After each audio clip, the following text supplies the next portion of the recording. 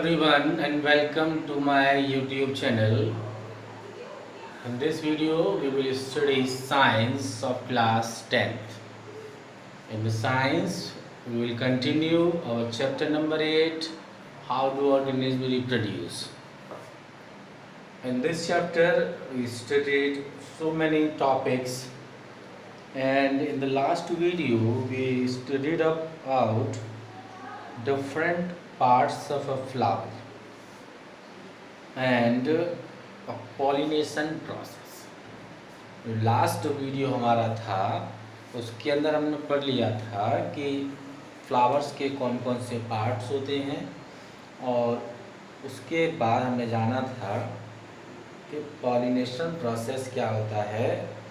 और ये वो प्रोसेस है जिसमें पॉलन ग्रेन्स एंथर से स्टिग्मा के अंदर ट्रांसफ़र किए जाते हैं। दो तरीके का प्रोसेस हमने इसको आपको बताया था, एक सेल्फ पॉलिनेशन और दूसरा क्रॉस पॉलिनेशन। इसके बारे में हम बात करते हैं, इसकी डेफिनेशन जानते हैं क्या होती है। Number 1 self pollination. पहला इसमें हम टॉपिक ले लेते हैं सेल्फ पॉलिनेशन, और इसके बारे में अगर हम डेफिनेशन के बारे में कहें तो कह सकते हैं the transfer of pollen grains if the transfer of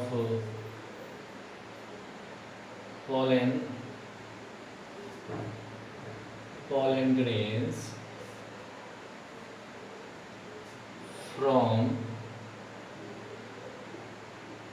anther to stigma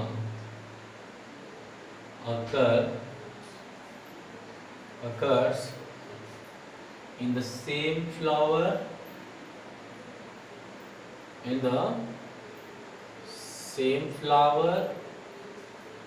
or another flower of the same plant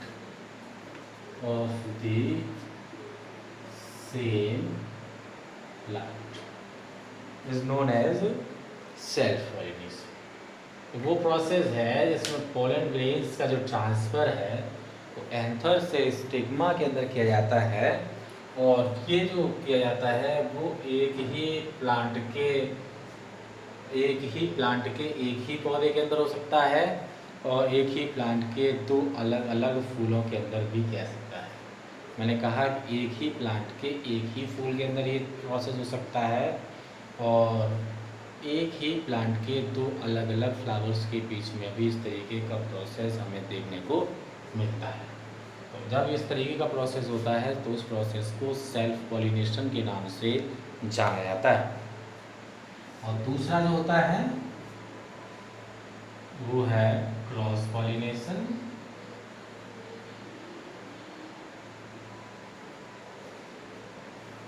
इसमें देखें तो कह सकते हैं if the pollen grains if the pollen grains is transferred from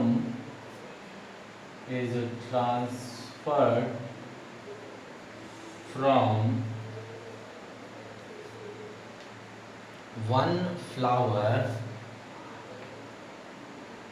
to another flower, एक flower से दूसरे flower के अंदर ट्रांसफ़र किए जाते हैं, तो उसको हम क्रॉस पॉलिनेशन के नाम से जानते हैं। और ये जो प्रोसेस है this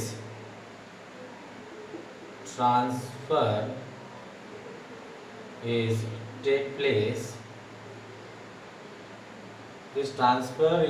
place from one flower to another,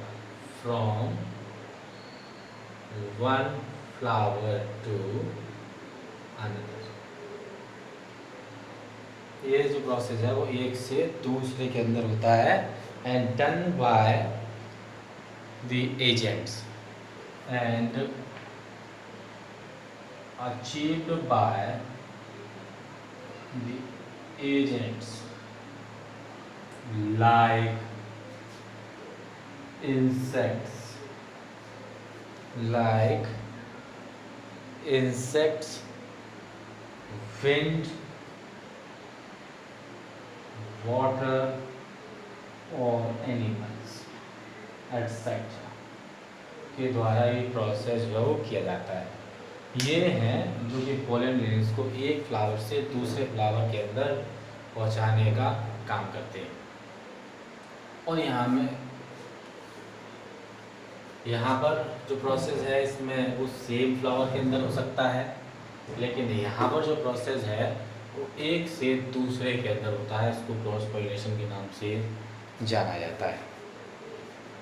ठीक है, ये दो डेफिनेशन आपको समझ में आ गई होंगी।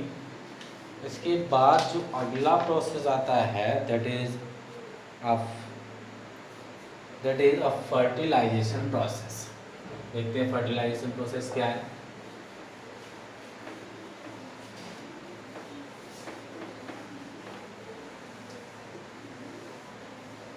Fertilisation process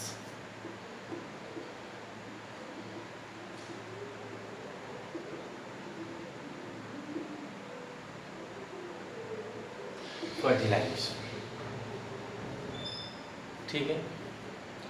The fusion of male gametes and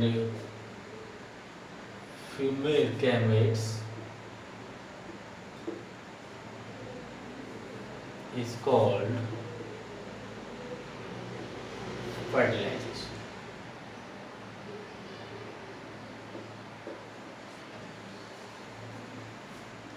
fusion means अपने आप में होता है मिलना। जब मेल गैमेट्स फीमेल गैमेट्स के साथ मिलते हैं तो प्रोसेस है, उस प्रोसेस को हम फर्टिलाइजेशन प्रोसेस के नाम से जानते हैं। And the product of the fertilization is what? This zygote।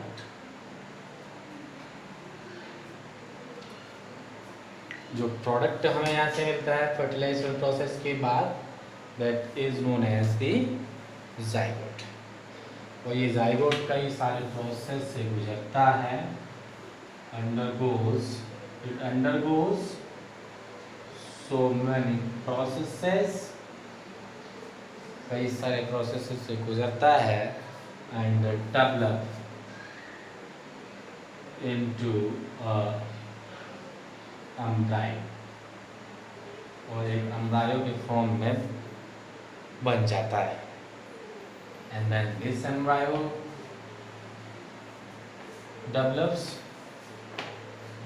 develops and become a meal। यहाँ से अगर पूरे प्रोसेस को समझे यहाँ से तो कह सकते हैं कि फर्टिलाइजेशन प्रोसेस के बाद जब मेल गैमेट्स और फीमेल गैमेट्स एक दूसरे के कंबाइंड होते हैं तो उस प्रोसेस से यहाँ पर ज़ाइगोट बनता है। वो ज़ाइगोट्स कई सारे प्रोसेस से गुजरने के बाद एक एम्ब्रायो के फॉर्म में बदल जाता है और वो एम्ब्रायो फिर से डेवलप करता है और डेवलप होने के बाद एक नए ऑर्गेनिज्म के फॉर्म में, एक न्यू इंडिविजुअल के फॉर्म में वो हमारे सामने उपस्थित होता है, यानी कि तैयार पर आ जाता है, एक नया ऑर्गेनिज्म वहाँ से बन जाता है। तो ये पूरा प्रोसेस यहाँ पर देखने को मिलता है। कौन कौन से इवेंट्स इस फर्टिलाइजेशन को कराते हैं, उसको किस तरीके से स्टेप बाय स्टेप ये प्रोसेस होता है, इसको बारे में हम जानेंगे अपने अगले वीडियो।